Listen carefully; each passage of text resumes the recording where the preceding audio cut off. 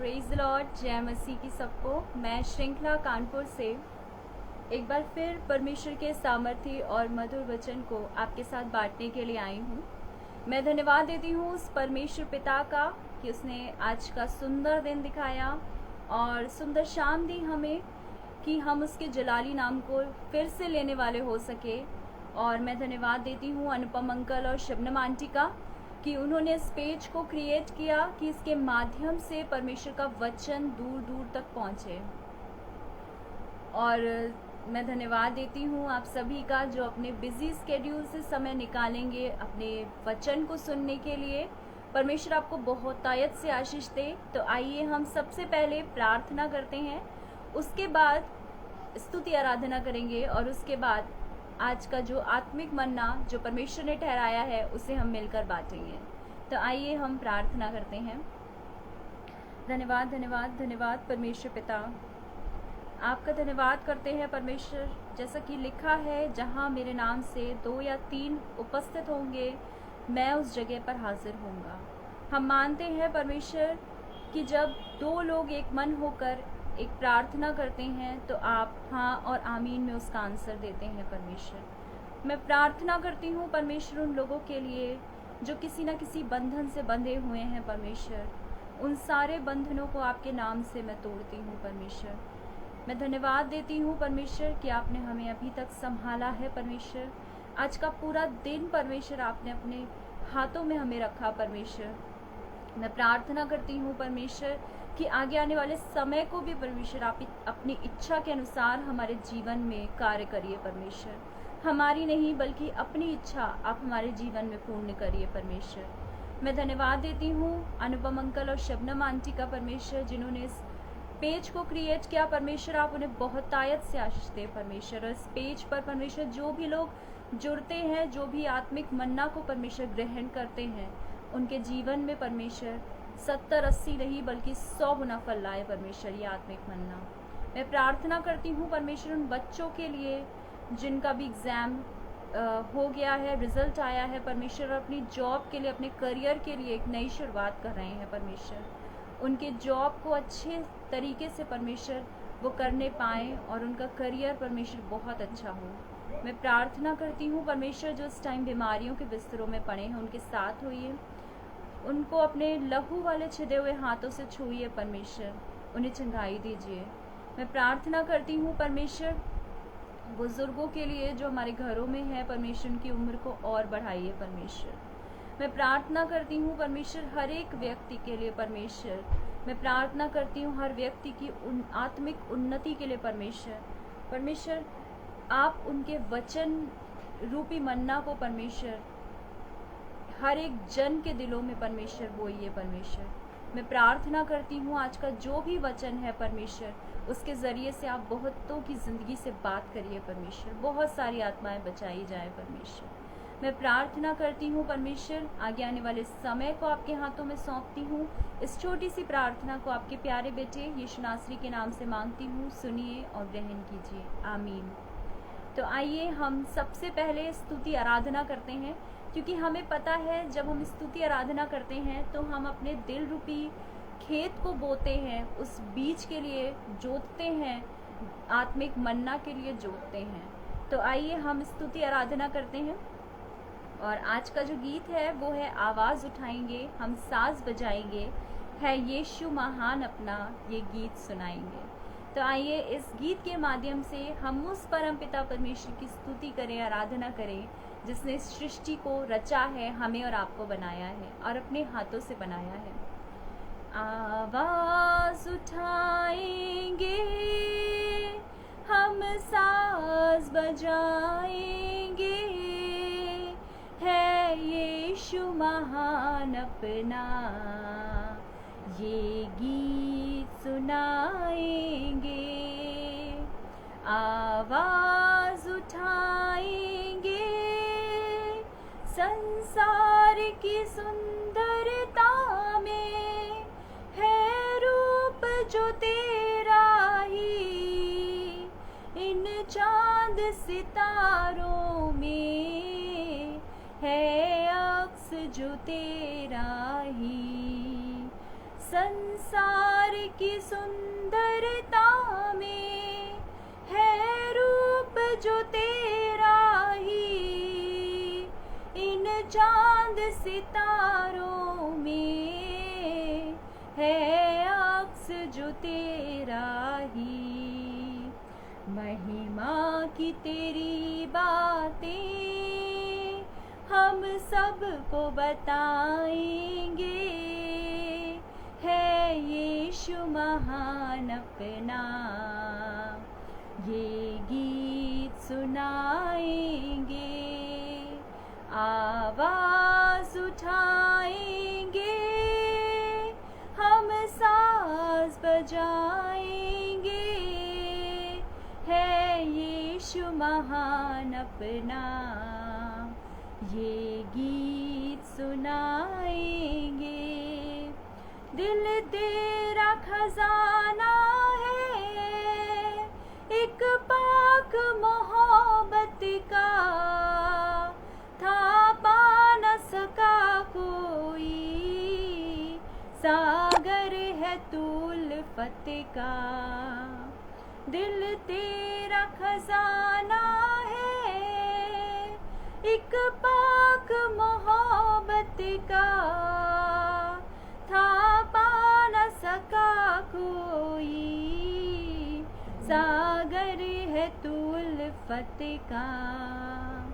हम तेरी मोहब्बत से दिल अपना सजाएंगे, है यीशु महान अपना ये गीत सुनाएंगे, आवाज उठाएंगे, ना देख सका हमको तू पाप के सागर में, और बन के मनुष्य आया आकाश से सागर में। ना देख सका हमको तू पाप के सागर में, और बन के मनुष्य आया आकाश से सागर में। मुक्ति का तू दाता है हम सबको बताएंगे, है यीशु महान अपना ये गीत सुनाएंगे, आवाज उठाएंगे, हम साज बजाएंगे, है यीशु महान अपना ये गीत सुनाएंगे। सच में यीशु क्या है, महान है, और हमें हर टाइम उसकी स्तुति आराधना करनी है अपने दिल से और अपने जीवन से। तो आइए हम प्रार्थना करते हैं वचन के लिए, और फिर उसके बाद आत्मिक मन्ना जो आज परमेश्वर ने हमारे और आपके लिए ठहराया है उसे हम अपने दिल रूपी खेत में बोएंगे। धन्यवाद देती हूँ परमेश्वर कि आप यहाँ पर उपस्थित हैं और हर एक के जीवन से आप बात करेंगे परमेश्वर। आज का जो भी वचन है परमेश्वर, इसके ज़रिए आप बहुत सारे लोगों से, उनके जीवन से, उनके दिलों से बात करिए परमेश्वर। आगे आने वाले समय को आपके हाथों में सौंपते हैं, हमारी नहीं बल्कि आपकी इच्छा हमारे जीवन में पूरी होने पाए। इस छोटी सी प्रार्थना को आपके प्यारे बेटे यीशु नासरी के नाम से मांगती हूँ, सुनिए और ग्रहण कीजिए, आमीन। Praise the Lord. आज का जो टॉपिक है वो बहुत प्यारा सा, बहुत छोटा सा टॉपिक है, और मेरे ख्याल से जो आज का वचन जो मैं आपसे शेयर करूंगी, ये स्टोरी आपने बहुत बार सुनी होगी, और एक नया व्यू इसको लेकर मैं समझती हूँ कि आज मैं आपके सामने रखूंगी, और इसका प्रकाशन जितना मुझे हुआ है मैं कोशिश करूंगी कि आपको भी वो प्रकाशन मिले आपके जीवन में। और क्योंकि हर एक वचन हर एक के लिए अलग अलग प्रकाशन देता है, तो आज का प्रकाशन मेरे लिए बहुत डिफरेंट था। मैंने बहुत बार ये स्टोरी पढ़ी थी, और आज का जो प्रकाशन है मैं आपके साथ शेयर करती हूँ। Praise the Lord Anupam uncle. आज का वचन जो हमें मिलता है पहला राजा उसकी 17 आयत, 17 बाब और उसकी 8वीं आयत से। ये सब हम जानते हैं कि एलिया परमेश्वर का वचन था, वचन को अपने जीवन का आधार मानता था। वो परमेश्वर की इच्छा के अनुसार अपने जीवन को व्यतीत करता था, परमेश्वर का दास था। परमेश्वर उसकी बातों को मानता था, उसकी बातों को सुनता था, उसकी बातों में सामर्थ थी। उसने कहा था कि 3.5 वर्षों तक मैं नहीं बरसे तो नहीं बरसा और अकाल पड़ा। उसके बाद हम 8वीं आयत को मैं पहले पूरी जो वचन है वो मैं पढ़ूंगी और उसके बाद हम देखेंगे कि इसमें नया प्रकाशन क्या है। पहला राजा उसकी 17 और उसकी 8वीं आयत से मैं पढ़ना स्टार्ट करती हूँ। तब यहोवा का यह वचन उसके पास पहुंचा कि चलकर सीदोन के सारपत नगर में जाकर वहीं रह सुन, मैंने वहां की एक विधवा को तेरे खिलाने की आज्ञा दी है। यानी परमेश्वर का वचन यहाँ पर एलिया के पास पहुंचता है। और इससे पहले हम देखते हैं कि जब एलिया करीत नामक नाले के पास था तो वहां परमेश्वर कौवे के माध्यम से उसको रोटी और मांस खिलाया करता था। मतलब वहां पर परमेश्वर ने उसका इंतजाम किया हुआ था कि कौवा उसके लिए रोटी और मांस लेकर आता था।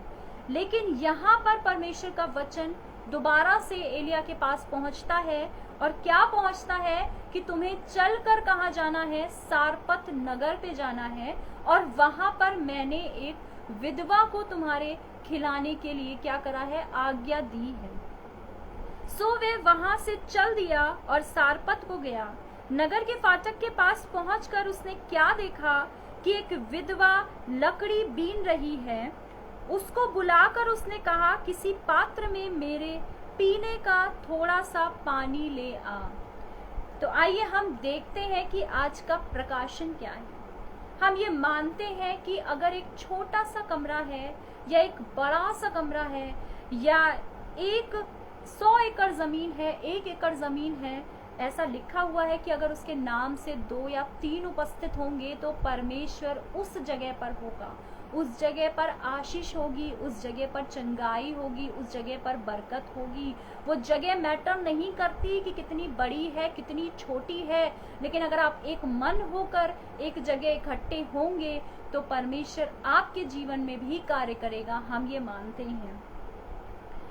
जैसे एलिया को लगा कि उसका खाना परमेश्वर ने क्या करा है, खत्म कर दिया है।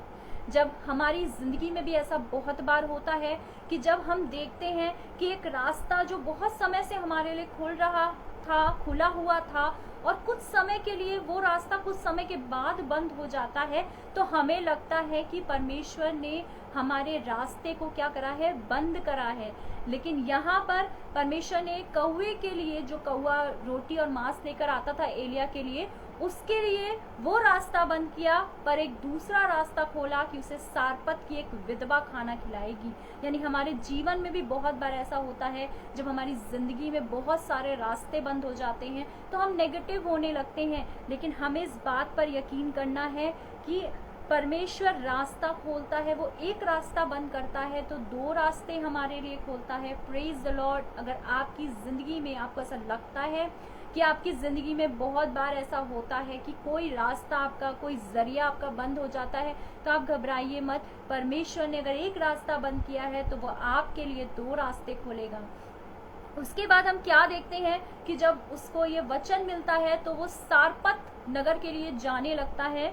और यहाँ पर ऐसा इसलिए हुआ क्योंकि खुदा कहीं और रास्ता उसके लिए खोल रहा था।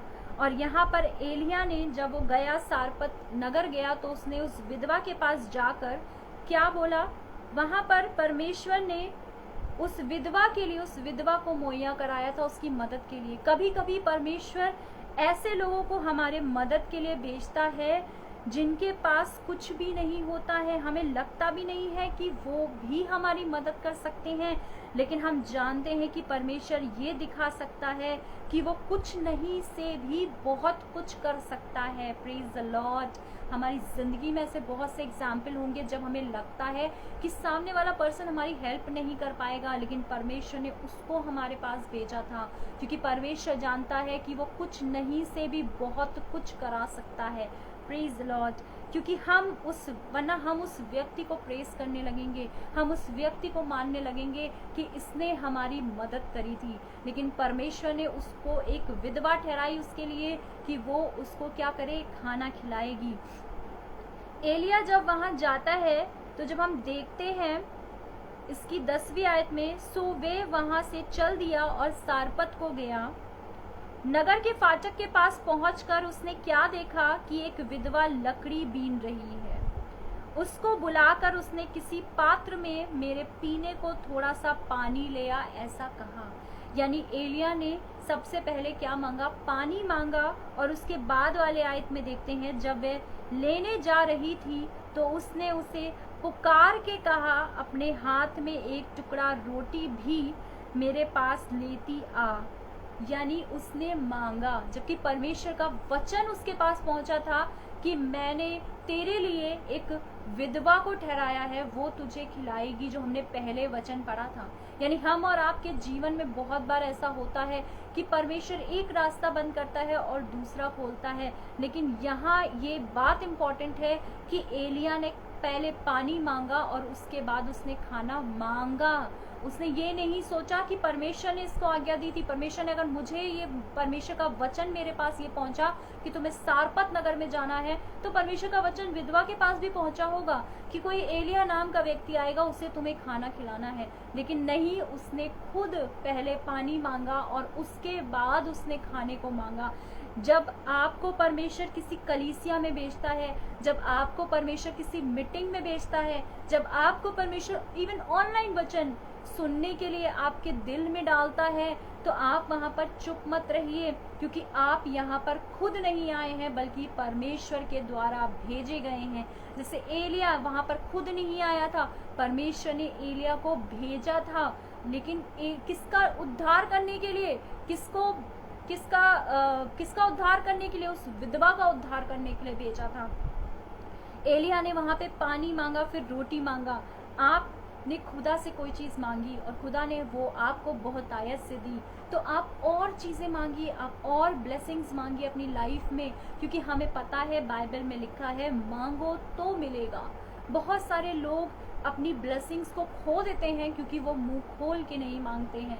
प्रार्थना बहुत सारे लोग आपके लिए कर देंगे, लेकिन जब तक आप अपने लिए खुद नहीं मांगेंगे, तब तक वो सारी चीजें जो आप चाहते हैं अपनी लाइफ में वो नहीं मिलेगी, क्योंकि ये वचन है, मांगो तो मिलेगा, खटखटाओ तो खोला जाएगा। अगर कोई बंद दरवाजा है, हम उसे देख देख के वापस चले जाएं, तब तक वो दरवाजा नहीं खुलेगा, जब तक हम उसे नॉक नहीं करेंगे, खटखटाएंगे नहीं। तो वैसे ही जब तक हमें अपने लिए ब्लेसिंग्स मांगनी नहीं, हमें अपने लिए चंगाई मांगनी है, तो हमें खुद मांगनी पड़ेगी, मुंह खोल के मांगनी पड़ेगी। जैसे एलिया ने मांगा था, पहले पानी और उसके बाद उसने खाना मांगा। एलिया को पता था कि रोटी उसे इसी विधवा से मिलेगी। वैसे ही आपको भी परमेश्वर ने भेजा है, उसके पीछे एक कारण है, क्योंकि चंगाई और भलाई आपकी वहीं से है। अगर परमेश्वर ने आपके दिल में ये बात डाली है कि आप कोई भी ऑनलाइन सेशन देखिए, आप चर्च जाइए, आप कन्वेंशन अटेंड करिए, तो आप अपने मुंह को बंद मत रखिए, आप अपने मुंह को खोलिए, आप अपने मुंह को खोलिए और अपने परमेश्वर को प्रेस करिए, मांगिए तो मिलेगा। ये चीज याद रखिए। एलिया ने ये नहीं सोचा कि उस विधवा के घर में खाने के लिए कुछ है, उस घर में कितने लोग हैं, उसके बच्चे हैं कि नहीं है, उसने कुछ खाया कि नहीं खाया, उसने ऐसा कुछ भी नहीं सोचा, बल्कि उसने क्या करा, खुद मांगा, क्योंकि उसे पता था कि परमेश्वर ने उसे भेजा है। वैसे ही परमेश्वर ने हमें और आपको भी भेजा है, भूखा रहने के लिए नहीं, गरीबी में रहने के लिए नहीं, बीमारी में रहने के लिए नहीं, कंगाली में रहने के लिए नहीं, बल्कि परमेश्वर ने हमें और आपको महिमामय भविष्य के लिए भेजा है। जैसा कि हम वचन में पढ़ते हैं कि हम उसके हैं और उसने हमारे भविष्य को कैसा करा है, महिमामय करा है। एलिया कहते हैं क्या कि मुझे खिला दे, क्योंकि जो क्योंकि वो समझ गया था कि खुदा ने उसे क्यों भेजा है। यहाँ पर एलिया का एक और इंतजाम परमेश्वर ने किया। एलिया के लिए नहीं किया बल्कि उस विधवा के लिए किया, क्योंकि परमेश्वर जानता था।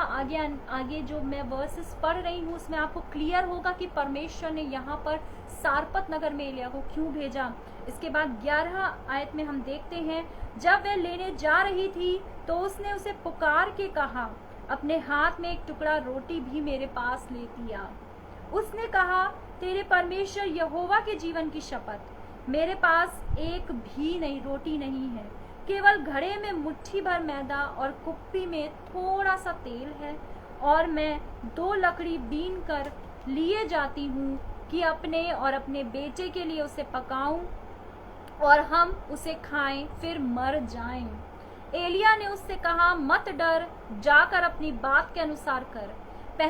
परंतु पहले मेरे लिए एक छोटी सी रोटी बनाकर मेरे पास ले आ, फिर इसके बाद अपने और अपने बेटे के लिए बनाना, क्योंकि इज़राइल का यहोवा परमेश्वर यों कहता है कि जब तक यहोवा भूमि पर में ना बरसाएगा तब तक ना तो उस घड़े का मैदा चुकेगा और ना उस कुप्पी का तेल घटेगा। तब वह चली गई और एलिया के वचन के अनुसार तब से वह और स्त्री उसका घराना बहुत दिन तक खाते रहे। यहाँ पर उसने एक इंतज़ाम किया, परमेश्वर ने एक इंतज़ाम किया। परमेश्वर को पता था कि वो विधवा आज लकड़ी बीनेगी, रोटी बनाएगी, अपने और अपने बच्चे को खिलाएगी और क्या होगी, मर जाएगी। यहाँ पर परमेश्वर उस विधवा का उद्धार करना चाहता था। यहाँ पर एलिया के लिए कुछ नहीं था। एलिया को सिर्फ एक वचन पहुंचा था कि तुम्हें सारपत नगर में जाना था। परमेश्वर चाहता तो कौवे को 2-3 दिन और खिला सकता था, कौवा और उसको खिलाता 2-3 दिन, लेकिन परमेश्वर का वचन एलिया के पास पहुंचा, क्योंकि परमेश्वर जानता था कि उस सारपत नगर में जो विधवा है उसको क्या करना है, उसको बचाना है, उसके घराने को बचाना है, उसके बच्चे को बचाना है। तो परमेश्वर ने एलिया को उस नगर पर भेजा। एलिया नहीं जानता था कि क्या कारण था, लेकिन जब वो वहां पहुंचा तो उसे पता चला कि परमेश्वर ने क्यों भेजा है। अगर परमेश्वर ने आपके दिल में डाला है कि आपको आज चर्च जाना है, आज संडे है, आपको चर्च जाना है, तो आप जाइए, क्योंकि परमेश्वर आपसे वचन के माध्यम से कुछ कहना चाहते हैं। परमेश्वर आपके जरिए से बहुत सारी जिंदगियों को बचाना चाहते हैं। क्या पता आपके वहां जाने से बहुत समय से आप किसी चीज के लिए प्रेयर कर रहे हैं, चंगाई के लिए प्रार्थना कर रहे हैं, भलाई के लिए प्रार्थना कर रहे हैं, कोई भी काम जो रुका हुआ आपका होगा, हो सकता है परमेश्वर उस घड़ी आपके लिए बैठा है कि वो आपके लिए चंगाई दे, वो आपके लिए उद्धार का काम करे। तो आपको अगर परमेश्वर ने भेजा है कहीं पर भी, तो आपको चुप नहीं रहना है, क्योंकि एलिया को जैसे परमेश्वर ने भेजा था उसने खुद मांगा, वैसे ही हमें भी मांगना है। उसके बाद हम देखते हैं एलिया ने सोचा कि मुझे और अच्छा खाना मिलेगा, क्योंकि परमेश्वर का वचन उसके पास पहुंचा था कि तुम जाओ, अब तुम्हें कौन खिलाएगा, एक विधवा खिलाएगी। अभी तक तो वो कौवे के हाथों से, कौवे के मुंह से जैसा भी कौवा लाता होगा वो वैसे खाना खाता था, लेकिन अब उसके दिल में आ रहा होगा कि मुझे कुछ और अच्छा मिलेगा। लेकिन एलिया के लिए नहीं, परंतु सारपत की विधवा के लिए ये था। ये जो मिरेकल था ये विधवा के लिए था कि विधवा जो सारपत की विधवा है उसकी जिंदगी, उसके घराने को बचाए परमेश्वर। उसके बाद उस विधवा ने क्या किया, वो विधवा गई और उसने बनाया खाना, उसने रोटी बनाई, एक कुप्पी से तेल निकाला। आप इमेजिन करिए कि आपके घर में थोड़ा सा खाना हो और आप भी भूखे हो और आपका बच्चा भी भूखा हो, और आपके घर कोई गेस्ट आ जाए और आपको उसे खिलाना पड़े, तो हम लोग क्या होंगे, हम लोग बहुत बार कुड़कुड़ाएंगे। हम लोगों को लगेगा कि हमें पहले खाना चाहिए, हम अगर बचेगा तो हम उसे खिलाएंगे। लेकिन उस विधवा ने ऐसा नहीं किया। वो रोई होगी, उसका बच्चा देख रहा होगा, सोच रहा होगा कि मम्मी मुझे खाना देंगी, लेकिन नहीं, मम्मी उसको खाना नहीं देने वाली थी। लेकिन उसने क्या किया, उस विधवा ने उस खाने को बनाया और वो परमेश्वर के दास के लिए लेके गई, क्योंकि उसके लिए परमेश्वर को प्रायोरिटी देना पहले था। अपने लिए उसने नहीं सोचा, अपने बच्चे के लिए नहीं सोचा। उसे ये पता था कि परमेश्वर का दास आया है, तो उसने अगर मांगा है तो उसे जरूर देना है। उसके बाद उसने आखिरी मील बनाई, अपने लिए नहीं बल्कि किसके लिए, एलिया के लिए बनाई। जैसे अब्राहम के घर कोई आया था, उसे नहीं पता था कि कौन आया है, और उसने उसे भरपेट खाना खिलाया था और साथ में क्या ली थी, ब्लेसिंग्स ली थी। जैसे मरियम जिसने 360 शकेल का इत्र जो यीशु के पैरों में क्या करा था, उसने उसके पैरों पर उंडेल दिया था। वो उसकी पूरी जिंदगी की कमाई थी। उसने ये नहीं सोचा कि एक इत्र, मैं क्यों इतना महंगा इत्र यीशु मसीह के पैरों में उंडेलूं, लेकिन उसने ये चीज नहीं सोची। परमेश्वर ये नहीं देखता है कि हम कितना कॉस्टली चीज परमेश्वर को देते हैं। परमेश्वर ये देखता है कि हम अपने पास जितनी भी चीजें हैं उसमें सबसे पहला स्थान परमेश्वर को देते हैं कि नहीं। अगर आप सुबह उठते हैं तो सबसे पहले मॉर्निंग में प्रेयर करिए और अपने आप को परमेश्वर के हाथों में सौंपिए। देखिएगा पूरा दिन आपका बहुत ब्लेसफुल जाएगा। परमेश्वर ये चाहता है कि हम उसे प्रायोरिटी दें। जैसे उस विधवा ने, उस सारपत की विधवा ने उसे क्या करा था, उस एलिया को प्रायोरिटी दी थी, उस परमेश्वर को, परमेश्वर के व्यक्ति को प्रायोरिटी दी थी, क्योंकि उसे पता था कि परमेश्वर ने उसे भेजा है। उसने आखिरी मील भी उसके सामने रख दी। उसने अपने बच्चे को नहीं दी, बल्कि उसने किसे दे दी, एलिया को दे दी। इसके बाद हम देखते हैं यहाँ पर एलिया कहते हैं 13वीं आयत में, एलिया ने उससे कहा मत डर। यहाँ पर मत डर, कभी कभी हम लोग बहुत बार डर जाते हैं अपनी फैमिली को लेकर, अपने फ्यूचर को लेकर, अपने बच्चों को लेकर, अपने बड़ों को लेकर। अगर हमारे घर में कोई प्रॉब्लम आती है तो उस चीज को लेकर हम डर जाते हैं, क्योंकि यहाँ पर परमेश्वर क्या करने जा रहे हैं, एक शिफ्ट करने जा रहे हैं। क्योंकि एलिया को पता था, एलिया समझ गया था कि परमेश्वर ने उसे सारपत नगर में क्यों भेजा है, क्यों उस विधवा के पास भेजा है, क्यों इस विधवा को ठहराया है कि वो उसके लिए खाना बनाए, क्यों आखिरी मील विधवा ने अपनी परमेश्वर के उस जन को दे दी, क्योंकि वो जानता था कि परमेश्वर यहाँ पर एक शिफ्ट करने जा रहे हैं। I am shifting something for you. खुदा कहता है कि जब तू अपने आखिरी क्षण, अपने आखिरी पल, अपने आखिरी निवाले पर भी मेरे भरोसे छोड़कर मेरे ऊपर विश्वास करेगा, तो मैं तेरी परिस्थिति को बदल दूंगा। जैसे परमेश्वर ने उस विधवा की स्थिति को, उस विधवा की परिस्थिति को बदला। पूरे देश में अकाल था, बहुत सारे लोग होंगे जो दुआ कर रहे होंगे, बहुत सारे लोग होंगे जो आखिरी मील हो सकता है खा रहे होंगे, लेकिन उस विधवा के लिए परमेश्वर ने एक ब्लेसिंग ठहराई थी एलिया के जरिए। तो अगर आपका जीवन आप चाहते हैं, बदलना चाहते हैं, तो मुंह से बोलिए कि मैं भी अपने जीवन को परमेश्वर के हाथों में सौंपता हूँ, ताकि परमेश्वर मेरे जीवन को भी क्या करे, बदले। इसके बाद हम देखते हैं कि उस स्त्री ने, जिसको 12 वर्षों से लहू निकल रहा था, वो बीमार थी, उसने एक दिन निश्चय करा होगा कि आज अगर रेंग कर भी जाना पड़े, आज अगर किसी के सामने भी मुझे रोना पड़े, तो भी मैं यीशु मसीह के सामने जाकर खड़ी होंगी। उसने ये निर्णय लिया था और उसने ये सोचा था कि आज मैं यीशु मसीह से चंगाई लेकर रहूंगी। वो निर्णय हमें और आपको भी करना है। अगर हम अपने जीवन में शिफ्टिंग चाहते हैं, अगर हम अपने जीवन में परिस्थितियों को बदलना चाहते हैं, तो सबसे पहले हमें एक निर्णय लेना पड़ेगा। जैसे उस सारपत की विधवा ने लिया था कि मैं नहीं खाऊंगी, मेरा बच्चा नहीं खाएगा, लेकिन परमेश्वर का वो जन एलिया जरूर खाना खाएगा। तो वो निर्णय हमें और आपको भी लेना है।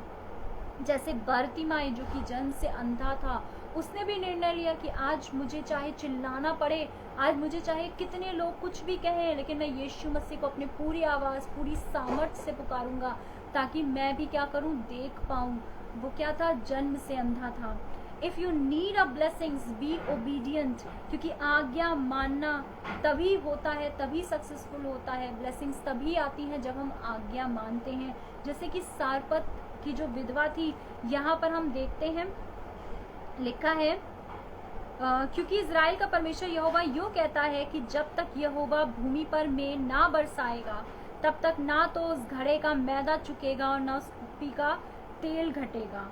तब वह चली गई और एलिया के वचन के अनुसार किया, यानी उसने ओबीडियंसी का एग्जाम्पल दिया। वो ओबीडियंट थी। ओबीडियंट ज़रूरी है होना ब्लेसिंग्स के लिए। Obedience is better than sacrifice, यानी आज्ञाकारिता बलिदान चढ़ाने से भी ज़्यादा उत्तम है। अगर एलिया ने बोला कि जैसा कहा है वैसे ही करो, बहुत बार ऐसा होता है कि हम अपने जीवन में परमेश्वर की ब्लेसिंग्स को खो देते हैं। क्यों? क्योंकि हम अपना तर्क लगाने लगते हैं। अगर वो विधवा अपना तर्क लगाती, अगर वो विधवा सोचती कि थोड़ा सा आटा मैं अपने बच्चों के लिए रख लूँ, अपने लिए रख लूँ, और थोड़ा जो बचेगा वो मैं क्या करूं, उस जो परमेश्वर का जन आया है, एलिया आया है, उसको खिला दूं। लेकिन नहीं, उसने जैसा एलिया ने कहा कि जा पहले मेरे लिए बना के ला, यानी उसने उस वर्ड्स को जो एलिया ने उससे कहा था उसको क्या किया, ओबीडियंसी की तरह ओबीडियंट होके उसने वो माना। हम बहुत बार ऐसी बार करते हैं, अपनी ब्लेसिंग्स को परमेश्वर के द्वारा खो देते हैं क्योंकि हम ओबीडियंट नहीं हैं, हम आज्ञाकारी नहीं हैं। आपके पास जैसे लिखा है कि उसके बाद यहोवा का जब वचन उसके पास पहुंचा तब वह चली गई और एलिया के वचन के अनुसार किया। तब से वह और स्त्री उसका सब घराना बहुत दिन तक खाता रहा। यानी वो बहुत बार क्या करती होगी, बहुत बार गूंद करके रोटी बनाती होगी, बहुत बार कुप्पी से तेल निकालती होगी, लेकिन उसके बाद उसका तेल भी खत्म नहीं हुआ, ना उसका मैदा खत्म हुआ। यानी जब वो यूज़ करती होगी तो वो बहुतायत से क्या होता होगा, बढ़ता जाता होगा। ये ब्लेसिंग्स हैं। अगर परमेश्वर ने आपको वचन सुनाने का ब्लेसिंग दी है तो आप और ज़्यादा सुनाइए ताकि आप अपने जीवन में और ज़्यादा भरपूरी से परमेश्वर के वचन को ग्रहण करें। अगर आपके मुंह में चंगाई है, अगर आपके वचन में चंगाई, अगर आप किसी के लिए दुआ करते हैं और वो चंगा होता है, आपकी दुआ सुनी जाती है, तो आपको और दुआ करनी चाहिए ताकि आप बहुतों की जिंदगियों को बचा सकें। अगर आपको गाना गाने की ब्लेसिंग मिली है परमेश्वर के माध्यम से तो आप और गाइए, अपने आप को ग्रो करिए, अपनी आत्मिक उन्नति करिए, क्योंकि जितना आप खर्च करेंगे उतना आप और बढ़ते जाएंगे। क्योंकि क्रॉस का साइन क्या है, ऐड करना, वो प्लस का साइन है, कभी माइनस नहीं हो सकता। जब हम उसकी तरफ देखते हैं तो हमारी ब्लेसिंग्स क्या हो जाती हैं, डबल हो जाती हैं। इसलिए हमारी आंखें किसकी तरफ होनी चाहिए, यीशु की तरफ होनी चाहिए, हमारे उद्धारकर्ता, हमारे शांतिदाता की तरफ होनी चाहिए।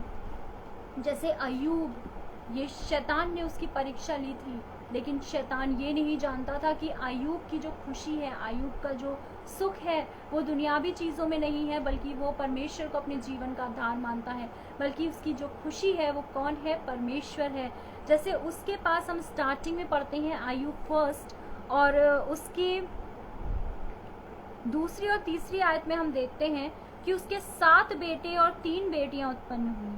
फिर उसके 7,000 भेड़े। अब मैं इसको कॉन्ट्रास्ट करके पढ़ाऊंगी इसको, तो हम देखते हैं कि जब उसकी परीक्षा शैतान ने ली, सब कुछ उसका चला गया था, उसके बेटे मर गए थे, उसके भेड़ बकरियां मर गई थी, और इवन उसके शरीर को भी शैतान ने क्या किया था,